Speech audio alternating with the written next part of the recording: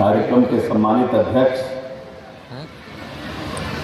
Sai group of institute के सम्मानित संस्थापक, हम लोगों के मित्र भाई अंजेश जी, मंच पर उपस्थित युवा साथी और बिहार सरकार के सम्मानित मंत्री सुमित जी, सम्मानित बड़े भाई और बिहार विधान परिषद के सम्मानित सदस्य अजय जी, शेखपुरा के सम्मानित आरक्षी उपाधीक्षक कल्याण, सम्मानित पुरुषोत्तम जी, जिला परिषद की पूर्व अध्यक्षा आदरणीय श्रीमती किरण देवी जी, हम लोगों के पुराने साथी और पार्टी के नेता, नौजवान नेता, पूर्व नगर अध्यक्ष शेखपुरा शंभू यादव जी, राष्ट्रीय सहारा के सम्मानित पत्रकार नवीन कुमार जी, एसएस कॉलेज मेहुस के सम्मानित प्राचार्य शिव कुमार प्रसाद जी, धरसैनी के सम्मानित मुखिया सुधीर कुमार जी, चेवारा के हमारे सम्मानित नगर अध्यक्ष लट्टू यादव जी, विधेयक संघ शेखपुरा के अध्यक्ष अरविंद जी, सम्मानित बड़े भाई और प्रखर वक्ता सम्मानित अधिवक्ता विपिन जी, नगर अध्यक्ष बरबीघा के हमारे सम्मानित अध्यक्ष सोनू जी, पूर्व नगर अध्यक्ष हमारे नौजवान साथी रोशन जी, जदयू के हमारे सम्मानित नेता और हमलावर के मित्र अंजनी जी, सम्मानित महादलित के हमारे पार्टी के जिला अध्यक्ष सरफी मांझी जी, सम्मानित छोटू जी और हरिशंकर जी, जदयू के सम्मानित नेता और मेहुस के सथियामा के सम्मानित मुखिया साकेत जी, नगर परिषद के पूर्व अध्यक्ष और सम्मानित मित्र अजय कुमार जी, जदयू के पूर्व प्रत्याशी बरबीघा के राकेश रंजन जी, मेहुस के निरंजन मास्टर साहब, उनमा के हमारे सम्मानित नौजवान मुखिया मन्नू जी, मावर के हमारे बड़े भाई विनोद जी, जिला माध्यमिक शिक्षक संघ के हमारे राजीव कुमार पप्पू जी, सम्मानित मालदा के नूरलाल काका, डॉक्टर संजीव सिंह जी शिक्षाविद, सम्मानित अरविंद जी संवेदक से ज़्यादा लोग इनको जानते हैं, आदरणीय रवि सिंह जी, हमारे सरवा के रंजीत जी और सभी यहाँ पर उपस्थित हमारे अभिभावकगण और इस संस्था के सम्मानित शिक्षाविद और पूरे बरबीघा से और शेखपुरा के आए हुए हमारे सम्मानित साथीगण और हमारे नौजवान साथी जो यहाँ पर बच्चे यहाँ पर इस संस्था से जुड़े हुए हैं, सर्वप्रथम हम अंजेश जी को साधुवाद देते हैं, धन्यवाद देते हैं, क्योंकि अंजेश जी के साथ मेरा बहुत पुराना और गहरा संबंध रहा है। अंजेश जी ने इस संस्था की न सिर्फ स्थापना की, बल्कि इस संस्था के विगत 10-15 वर्षों में इस संस्था को कैसे हम आगे बढ़ाएं, उसके लिए उन्होंने लंबा संघर्ष भी किया है, जिसको मैं व्यक्तिगत रूप से जानता हूँ। बीएड कॉलेज और सीबीएसई पैटर्न पर +2 स्कूल की स्थापना निश्चित रूप से काबिले तारीफ है और इस दूर इलाकों में जो प्राइवेट संस्था का संपोषण करना, उसको चलाना निश्चित रूप से संघर्ष का विषय है, लेकिन अंजेश जी अपने कठिन परिश्रम से इस संस्था को एक नए आयाम पर लाने का काम किया है। ये पहला मौका है, जानकारी तो बहुत दिनों से था कि इनकी संस्था चल रही है, लेकिन ये पहला मौका है कि जब इनके संस्था में आने का मुझे मौका मिला। हम पूरे बरबीघा परिवार, शेखपुरा परिवार की ओर से इनको साधुवाद देते हैं, धन्यवाद देते हैं। और जिस समसामयिक विषय पर इन्होंने चर्चा कराया है बच्चों के बीच, जो नौजवान पीढ़ी, आने वाली पीढ़ी है, जिनको आने वाला, जिनके हाथों में इस प्रदेश का और देश का भविष्य होगा, उनके बीच ये चर्चा कराना राजनीति एवं चुनाव सुधार। चुनाव प्रक्रिया लोकतंत्र की एक बहुत मजबूत प्रक्रिया है। हमारे पूर्वजों ने जब लोकतंत्र का निर्माण किया और उसमें ये जो व्यवस्था दी, ये व्यवस्था उस समय ये भी हो सकती थी कि हम 10 वर्षों के लिए विधानसभा और लोकसभा के सदस्य को निर्वाचित करें, 20 वर्षों के लिए करें, लेकिन हमारे पूर्वजों ने, जिन्होंने लंबा संघर्ष करके इस देश में की आज़ादी को प्राप्त किया था, उन्होंने ये निर्णय किया जब संविधान का निर्माण किया कि ये व्यवस्था 5 वर्षों की होगी, और 5 वर्षों की ये व्यवस्था उन्होंने इस सूझबूझ के साथ डाला था कि 5 वर्षों में एक व्यक्ति को जो अपने क्षेत्र का जनप्रतिनिधि होगा, चाहे वो लोकसभा का या विधानसभा को, उसको इतना समय मिलेगा कि वो योजनाओं का निर्माण करा सके, उसको धरातल पर उतार सके। और अगर उसको कार्य में रुचि नहीं होगी तो जनता उसको दोबारा चुनने से परहेज करेगी। इसीलिए इन 5 वर्षों का कार्यकाल फिक्स किया गया था। ये नहीं था कि उस समय भी ऐसा हो सकता था कि ये कार्यकाल 10 वर्षों का रहे।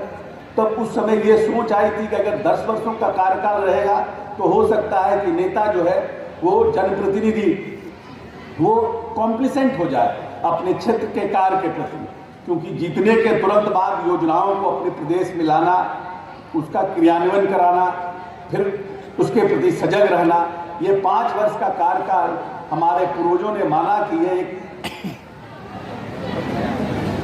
उपयुक्त कार्यकाल है, जिसको कि एक जनप्रतिनिधि अपने क्षेत्र में अपने आप को, या बूथ पर कब्जा हो जाता था, जो भी दबंग लोग होते थे वो बूथ पर कब्जा करके वोट कराते थे। हम तो देखे हैं कि 80 से लेकर 85 तक, लगभग 90 तक बूथ पर कब्जा किया जाता रहा। 95 में वो घट करके 50% आया और 2000 में बहुत ज़्यादा घट गया। जब टी एन शेषन चुनाव आयोग के मुख्य चुनाव आयुक्त बने, उसके बाद उन्होंने बहुत आमूलचूल परिवर्तन करने का काम किया चुनाव सुधारों में। उसके बाद टाइम फिक्स किया गया कि आपको समय इतना, पहले लंबा चुनाव का समय होता था, 2-2 महीना, 1.5 महीना चलता था। चुनाव के प्रचार का समय सीमित किया गया, चुनाव के प्रचार के कार्य प्रणाली को बदला गया, लिमिटेशन किया गया कि आप इतनी गाड़ी से प्रचार कर सकते हैं। पहले गाड़ी का कोई लिमिट नहीं था। फिर पोस्टर बैनर पर रोक लगा। लेकिन अभी भी बहुत से काम करने की आवश्यकता है। जो अंजेश जी ने 7 दिनों के इनका जो कार्यशैली इनकी रही, और इन्होंने जो डिबेट कराया, और उसके बाद जो उन्होंने एक मेमोरेंडम दिया है चुनाव सुधारों पर, उस पर भी कार्य करने की ज़रूरत है। और साथ साथ जो प्रचार का तरीका है, जो पेड न्यूज़ है, उस सब पर भी बैन लगाने की आवश्यकता है।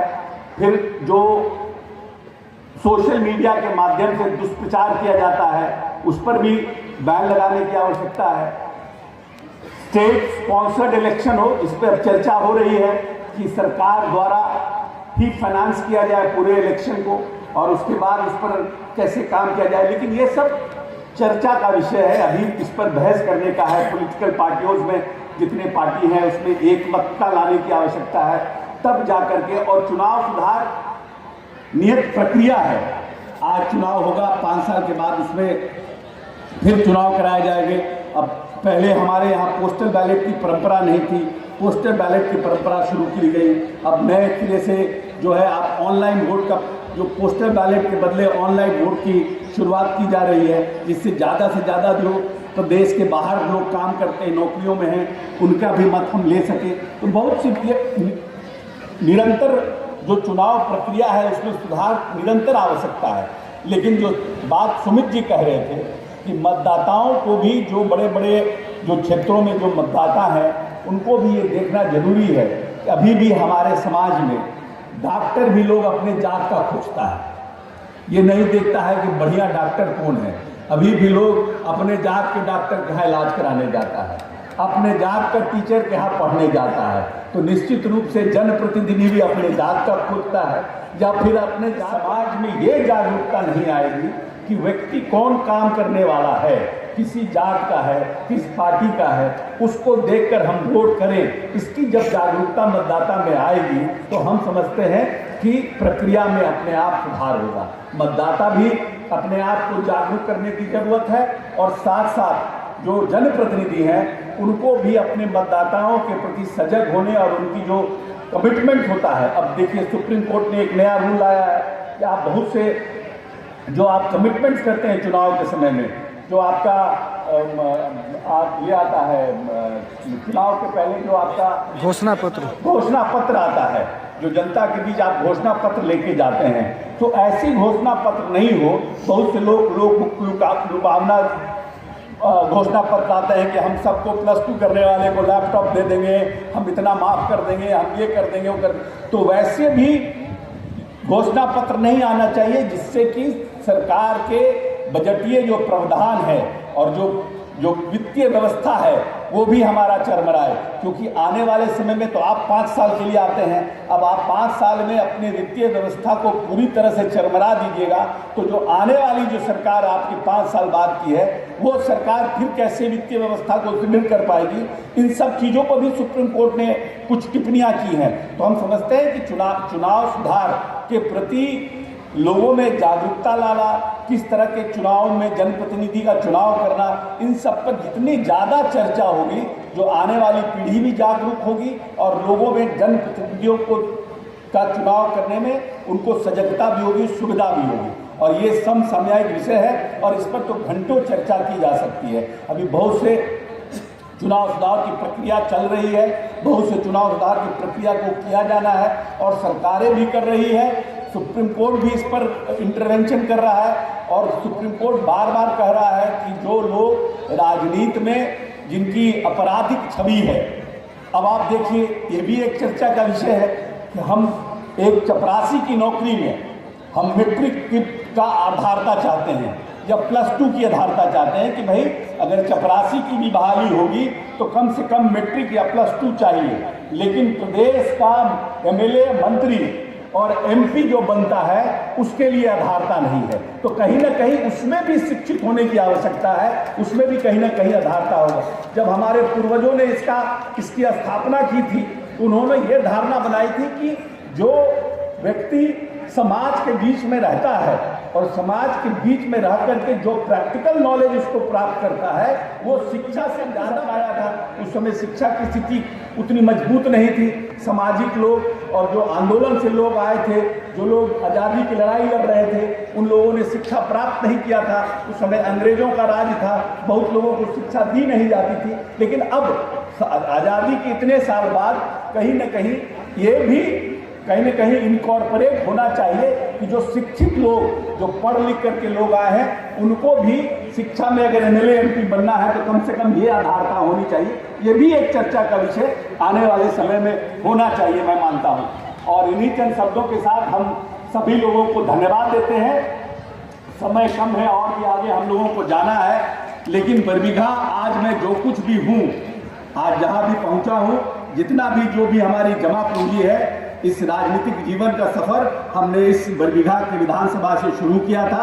और आज भी मैं मानता हूं कि आज मेरी जो पहचान है उस पहचान में बहुत से बरबीघा के ऐसे लोग हैं जो लोग अब इस दुनिया में नहीं रहे, लेकिन उनका आशीर्वाद और बहुत से लोग, बहुत से नौजवान साथी जो हमारे साथ उस समय देगा देवी करते थे राजनीति में, उनकी बहुत अहम भूमिका रही है। उनका प्यार, उनका आशीर्वाद, उनका समर्पण जो हमारे साथ रहा, वही हमको ताकत दिया कि आज हम इस मुकाम पर पहुँचे हैं और आज हम बिहार की राजनीति में कहीं ना कहीं एक छोटा मुकाम अपना बना पाए।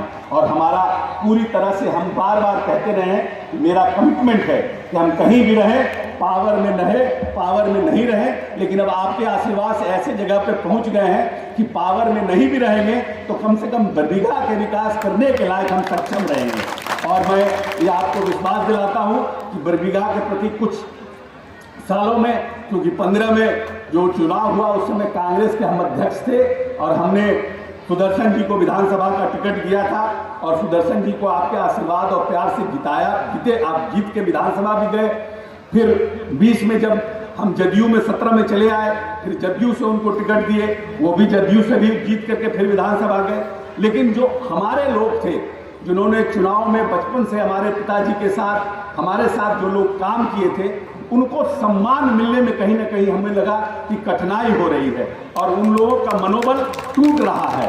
और बहुत से लोग आए और मिले हमसे और उन्होंने कहा कि नहीं, हम लोगों को जिस तरह का सम्मान मिलना चाहिए वो नहीं मिल पा रहा है। लेकिन ठीक है, कोई बात नहीं, हमारे पार्टी के हैं, उनका भी अधिकार है, उनका भी कार्य प्रणाली है, उनकी भी कार्यशैली है, अपना अपना हर कोई अपने क्षेत्र में अपने तरीके से काम करता है और सबको करना भी चाहिए। लेकिन हमने ये निर्णय किया कि 15 से लेकर के 2022 तक हमने बरबीघा में कोई इंटरफेरेंस नहीं किया, क्योंकि हमारे लोग ऐसे हमारे साथी हैं जो सुदर्शन जी के खिलाफ के समय हमारे साथ थे और हमारे साथ पूरी तन्मयता के साथ थे, और पूरा विधानसभा के लोग उनको प्रयास किए कि वो उनके साथ चले जाए, लेकिन फिर भी वो हमारे साथ रहे लोग। तो वैसे लोगों को इन 7 वर्षों के कार्यकाल में उतना उनको सम्मान नहीं मिल पाया। हम भविष्य में ख्याल रखेंगे कि आपके सम्मान में कोई कमी ना हो, आपके प्यार में कोई कमी नहीं हो।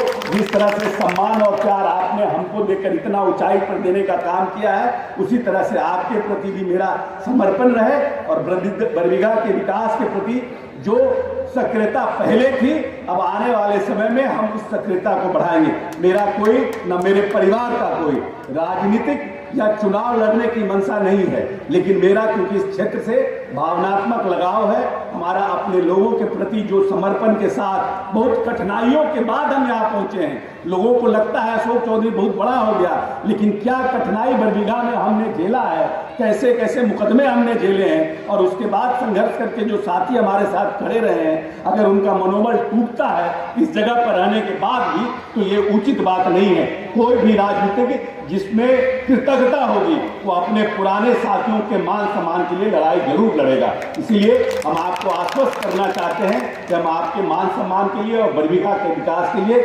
संघर्षरत रहेंगे। और अब तो हमारे आप लोगों ने अपने आशीर्वाद से अजय जी को विधान परिषद भी भेज दिया। ये तो बहुत संघर्ष किए लखीसराय से, लेकिन इनको कोई प्राप्त नहीं हुआ। अब जब बरबीघा जुड़ा तब इनको कुछ प्राप्त हुआ, तो ये इनका भी अधिकार है और इनके ऊपर भी अधिकार है। जितना पैसा हमको मिलता है उतना पैसा इनको मिलता है, तो ये तो अब संधि हो गए हैं कि इनसे छीन छान मिलेंगे कुछ हम। और बरबीघा के विकास में हम लोग पूरी तन्मयता से सब लोग हम लोग प्रयास करेंगे कि बरबीघा आगे बढ़े। श्री बाबू प्रथम मुख्यमंत्री की धरती रही है, और जितना बरबीघा का विकास होना चाहिए, जो बिहार में 17 वर्ष के कार्यकाल में नीतीश जी ने किया है, बिहार बरबीघा को भी फायदा हुआ है, लेकिन और फायदा बढ़ाने का हम प्रयास करेंगे। हम आए थे तो कुछ लोग मिले थे बरबीघा के, और ये जो नहर है इसके बारे में चर्चा कर रहे थे। जब हम विधायक थे तब भी हम इसकी चर्चा करते थे, तो लगन बाबू से तो एक बार प्रयास किए थे, कुछ काम हुआ था, लेकिन पानी कैसे पहुंचे वहां तक, इसकी व्यवस्था के लिए संजय झा जी से बात हुई है। हम समझते हैं बजट सत्र के बीच में सैटरडे संडे को किसी दिन उनके साथ कार्यक्रम लेंगे, और जहाँ से ये नहर चलता है वहाँ से लेकर के जहाँ तक नहर खत्म होता है, इसकी पूरी हम लोग सर्वे करेंगे इसको। और ये मेरा प्रायोरिटी है कि इस 5 वर्ष के कार्यकाल में संजय झा जी से इस नहर के पुनरुत्थान के लिए हम लोग काम करेंगे, और निश्चित रूप से इसका पहले इसी वित्तीय वर्ष में इस स्कीम को भी पूरा कराएंगे। बहुत बहुत धन्यवाद। के निर्माण करने का अनुशंसा मांगा गया था। पहले सिर्फ विधानसभा के सदस्यों का था। अजय जी प्रत्यय अमृत और तेजस्वी यादव जी से झगड़ा झंझट करके विधान परिषद के सदस्यों का भी उसमें इनकॉर्पोरेट कराए हैं। तो हमने अपनी अनुशंसा इन 5 जगहों पर दिया है। शेखोपुर सराय प्रखंड के अंदर पांची गांव के पंचायत कबीरपुर गांव में, पूरा शेखोपुर सराय प्रखंड के अम्बारी के छेमा गांव में, और बरबीघा प्रखंड केवटी पंचायत के बबनीमा गांव में, बरबीघा पर पिंजड़ी के भदर्थी गांव में, और बरबीघा पर तेउस के तेउस गांव में। इन 5 जगह भी हमने स्वास्थ्य केंद्र दिया है, जिसका के आने नरसिंहपुर में दिए हैं। अच्छा, दूसरा है कि जो नई रोड का हमने दिया है काम के लिए, वो है लोदीपुर गांव से तेउस पथ की मरम्मती कार्य आरियो का रोड है, जो खराब हालात में है। इसका जो करीब 3 किलोमीटर का ये रोड है। बरबीघा गौशाला से तेउस सुभानपुर आरियो सड़क से उद्दी ग्राम तक सड़क की मरम्मती 3.8 किलोमीटर। एलो 23 से धरसेनी तक सड़क की मरम्मती 1.6 किलोमीटर। ग्राम अमारी छेमा सड़क से जोधनबीघा होते हुए शेखोपुर सराय थाना तक सड़क मरम्मती 1.8 किलोमीटर। ग्राम बरबीघा गौशाला से जयरामपुर मोड़ तक सड़क का मरम्मती 1 किलोमीटर। ये मार्च के पहले इन सब स्कीम को लिया जाएगा। मार्च के बाद अन्य रोडों का निर्माण कराएंगे। बहुत बहुत धन्यवाद।